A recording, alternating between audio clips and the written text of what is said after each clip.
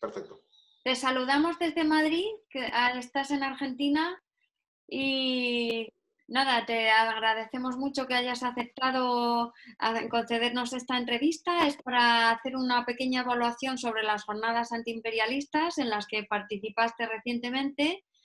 Alejo Briñoles Así es es. escritor y analista internacional, eres argentino, formas parte de la red de artistas e intelectuales en defensa de la humanidad, eres columnista en diversos medios, también autor de novelas, libros de viaje, ensayos.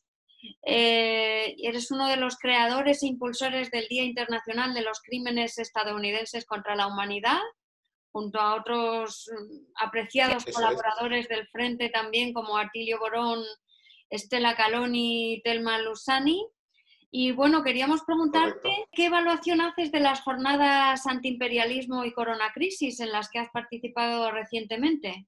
Bueno, lamentablemente no tuve oportunidad de ver todas las jornadas por cuestiones de compromisos, en fin, pero lo he seguido luego, he visto luego cuando ya fueron colgadas en YouTube, y la verdad es que yo lo comentaba con uno de los integrantes, con Chema Sánchez, el tremendo valor que han tenido esas jornadas, porque el FAI logró aglutinar y coordinar a especialistas, analistas, militantes antiimperialistas de casi todos los continentes. No sé si ha habido alguno de Oceanía, Australia, pero de África, de América, en fin, de Europa.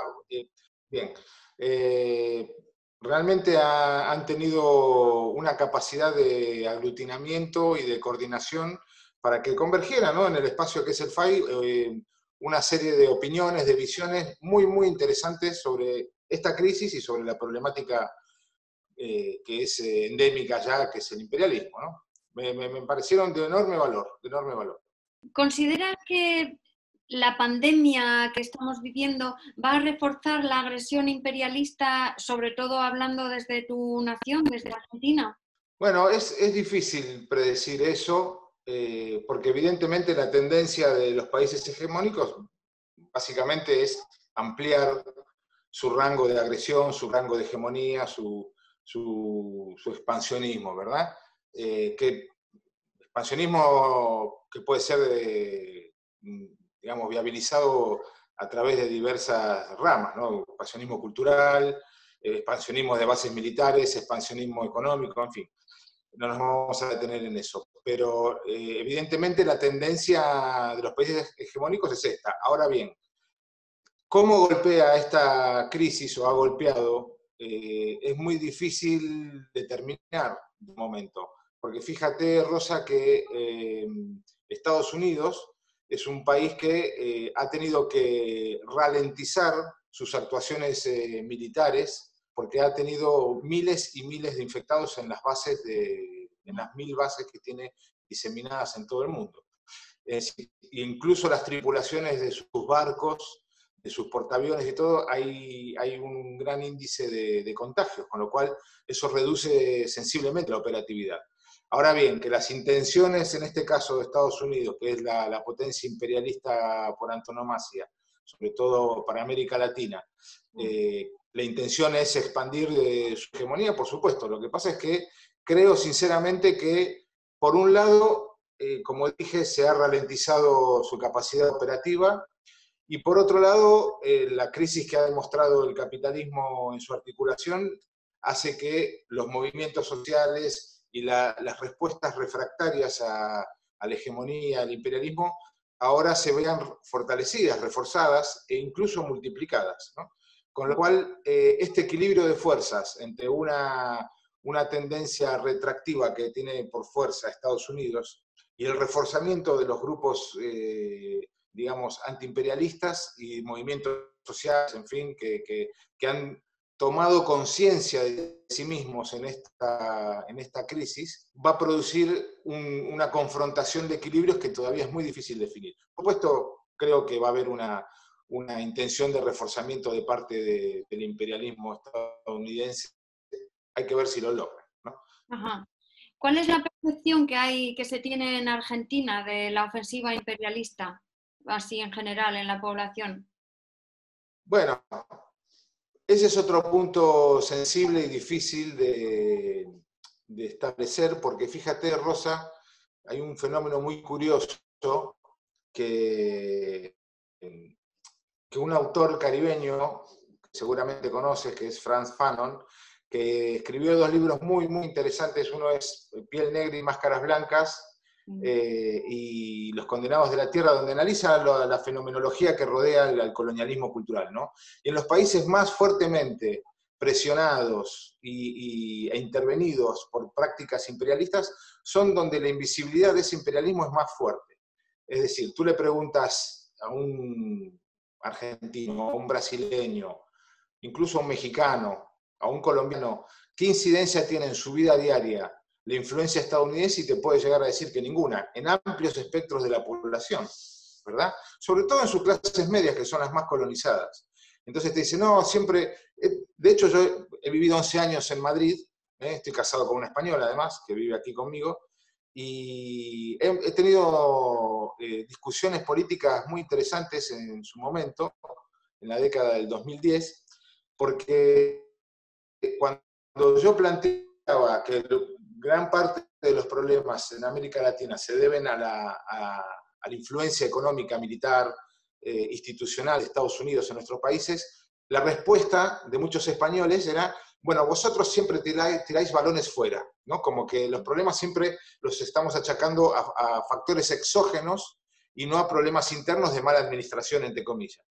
Que es un poco de todo. Lo que pasa es que la aparente mala gestión de nuestros gobiernos latinoamericanos, llámese africanos también, asiáticos, se debe, ¿no? Se debe a que han sido el resultado del subproducto residual de décadas o de todo un siglo de intervencionismo estadounidense. Cuando tú a un país lo intervienes, lo endeudas forzosamente, lo degradas institucionalmente en sus mecanismos republicanos, lo que te queda es una clase, y cuando la desapareces incluso mediante la tortura y el genocidio, como ha pasado en mi propio país, en Chile, en México, en multitud de países, cuando tú despliegas todo este rango de mecanismos necrófilos, lo que te queda es una sociedad devastada, o es una sociedad ineficiente, para hablarlo en términos capitalistas, ¿no? Te queda una sociedad, en muchos casos reforzada en algunos mecanismos, como es en el caso de Argentina, que los derechos humanos y gran cantidad de mecanismos de respuesta a ese imperialismo se vieron reforzados, pero en realidad Argentina y tantos otros países somos el producto de décadas y más de un siglo de intervencionismo, ¿no? Entonces, hablar de cómo se ve la ofensiva imperialista en nuestros países es un tema para la discusión. Es decir, se ve, pero se ve, ¿quién lo ve? Lo ven determinados grupos. Tú imagínate que Macri, el último presidente que estuvo antes de Alberto Fernández, que en 4 años nos devastó. Argentina había logrado salir del Fondo Monetario Internacional con la administración de los Kirchner, vilipendiada como una gran administración corrupta, cuando en realidad fueron años de crecimiento, de expansión económica, de inclusión social, de industrialización,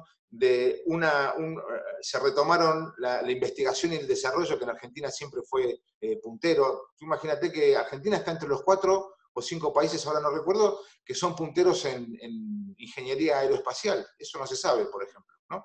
Y todo eso lo devastó Macri, y nos endeudó con 70.000 millones de dólares que se fueron, además, se fueron para los amigos, se fueron a la deuda pública, a la deuda privada, estatizada, o sea, lavado de dinero. Fue un desastre eso.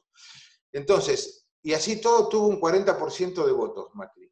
¿Eso qué significa? Que si tú le hablas a esa mitad de la población argentina de antiimperialismo, se te ríe en la cara, ¿no? Yeah. Y esos que han votado a Macri son los que ahora no pueden pagar la luz, o no han podido en su momento con Macri pagar la luz o el gas, porque pasamos de pagar 10 o 20 dólares a pagar 200 o 300 dólares, el equivalente, ¿no?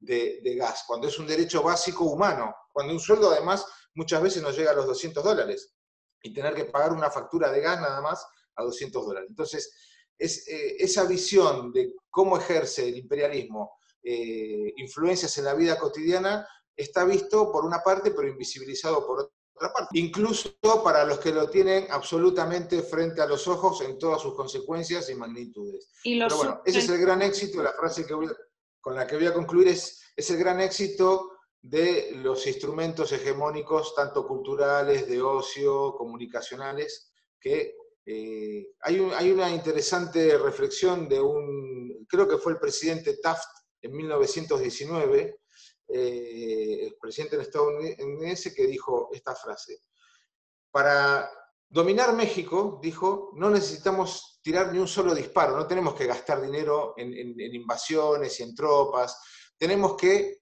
tomar a sus intelectuales, a sus jóvenes, a sus universitarios, enseñarles en nuestras universidades y enseñarles nuestro estilo de vida, y ellos harán el trabajo mejor que nosotros, y sin que nosotros gastemos dinero en una sola bala. Esta es la quinta esencia de la dominación cultural, la colonización cultural, ¿verdad? Totalmente, imperialismo cultural, ciertamente. Exacto. Bueno, la dispersión de las resistencias antiimperialistas es tan obvia, ya es redundar más en lo mismo, pero ¿lo consideras una debilidad que las resistencias al imperialismo estén tan dispersas en estos momentos? Exacto, exacto. Este es un fenómeno que yo analicé. Yo tengo un libro que se llama Manual de Guerra del Buen Latinoamericano, y luego tengo otro también que lo escribí después, Manual de Guerra del Ciudadano Europeo, bases para una Europa humanista en el siglo XXI. Y analizo esta cuestión, que es las fuerzas capitalistas, ya sean los holdings, las corporaciones, los gobiernos, las democracias secuestradas por ese capitalismo, están organizados como un ejército, están organizados con metodologías, con rangos, con planes de ataque, con planes de respuesta, con usinas de pensamiento que les marcan tácticas y estrategias, y el ciudadano común no está organizado. De ahí que ante un abuso corporativo, tú, por ejemplo, Rosa, un día te quitan de tu cuenta bancaria, telefónica, una cantidad de dinero exorbitante, ¿y tú qué haces? ¿Qué haces? Vas, te quejas, bueno, claro. Y resulta que eso lo hacen con miles de personas a la vez. Lo que pasa es que no estamos organizados. Entonces, Telefónica, ¿qué hace? Negocia con cada uno de manera individual y entonces va detectando las debilidades y no hay un reclamo generalizado, con lo cual podría ser mucho más efectivo. Bueno, esto pasa lo mismo en el orden antiimperialista y en las organizaciones sociales. Hay muchas respuestas, gente que lucha por la igualdad de género, gente que lucha por el derecho a las semillas no transgénicas, otros que luchan por el derecho al voto, miles de luchas, pero no están, digamos, organizadas o interconectadas entre sí. Por eso son importantes algunos foros como el Foro de Sao Paulo, por ejemplo, porque permite la permeabilidad de esas luchas y la interconexión, ¿no?, que es tan fundamental para esto. Bueno, la importancia de estos foros es que permite la interconexión y la mutua permeabilidad de estos movimientos y estas, digamos, iniciativas, ¿verdad? Pero yo lo propuse para el FAI, por ejemplo, que el rol que cumple el FAI es muy, muy importante como aglutinador. Por eso propuse que armara una agenda de movimientos sociales y de focos antiimperialistas en todo el mundo. Entonces, porque ¿qué pasa? A mí me ha pasado en mis momentos de militancia, cuando no tenía el grado de inserción que tengo ahora en un montón de movimientos y de militancias, ¿qué me pasaba? Yo era un militante individual y a veces yo me quería conectar con cómo llego a tal grupo que tengo una propuesta que hacerles interesante, y no había manera. ¿Por qué? Porque yo carecía de una agenda o carecía de los contactos. ¿Qué pasa? Que uno va tejiendo esas relaciones poco a poco, va conociendo a uno, a otro, va armando su propia telaraña de lucha antiimperialista, ¿verdad? Esto habría que hacerlo, por ejemplo, a nivel ya orgánico, es decir, que haya un centro regional o mundializado o por continentes de asistencia al antiimperialismo, ¿no? Que uno pueda llamar y decir, necesito conectar con los compañeros palestinos que están luchando. Habrá que tomar recaudos, habrá que ver quién hace la llamada, o sea, hay que tomar una serie Claro. de mecanismos, ¿no? Reaseguradores, pero es importante esta iniciativa de interconexión, ¿no? La Sí, pues, dispersión siempre existe, sí, es el viejo drama de la izquierda, ¿no? La dispersión y el disenso destructivo, porque muchas veces entre los propios de la izquierda disentimos y terminamos siendo funcionales a la derecha. Esto exacto, pasa, ¿no? Ahora está pasando en España también. Hay mucho disenso con Podemos, sí. tremendo, ¿no? Y a tal punto que se ha generado, yo he percibido un odio similar entre militantes de izquierda contra Podemos, como lo tiene la peor de derecha, ¿correcto? Entonces, esta es la clave. Esta Hmm. es la clave. Te has adelantado un poco a la pregunta con la que iba a concluir ya esta pequeña entrevista. Es que, ¿qué opinas del llamamiento que ha hecho el FAI tras las jornadas antiimperialistas hacia un movimiento antiimperialista mundial? Ese llamamiento que ha salido de las jornadas. ¿Y qué opinas de este llamamiento? Bueno, me he adelantado, pero porque toda la temática es tangente, ¿no? Entonces, no, está muy bien hecha la última pregunta, además. Eh, por supuesto que lo que decía antes, que el FAI para mí tiene un rol ejecutor y un espacio de convergencia muy interesante, sobre todo para los latinoamericanos. Yo he percibido, por ejemplo, el placer o la alegría que tienen los miembros del FAI al poder contar con contactos de este lado del Atlántico, ¿verdad? Absoluto. Que los miembros del FAI sean incluidos en organizaciones o en congresos o que puedan viabilizar saludos del FAI al Foro de Sao Paulo, yo lo he hecho algún año esto. Esta interconexión os pone muy contentos a los españoles, pero también nos pone contentos a nosotros que tengamos una afinidad mutua. Yo te cuento una confidencia, Rosa. Yo cuando estuve en España, yo me volví antiimperialista y me volví, tuve mi giro hacia el marxismo en España, viviendo en España, porque me di cuenta cómo un país pequeño, con pocos recursos, con pocos recursos fisiocráticos, ¿no? Donde no hay petróleo, donde hay una agricultura buena, pero limitada, no hay grandes riquezas fisiocráticas, tienen un nivel de vida 20 veces mejor que Argentina, que es un país rico y desarrollado en muchos aspectos, y que acá la gente pasa más necesidades que la gente en España. Entonces, ahí dije, esto no me cierra.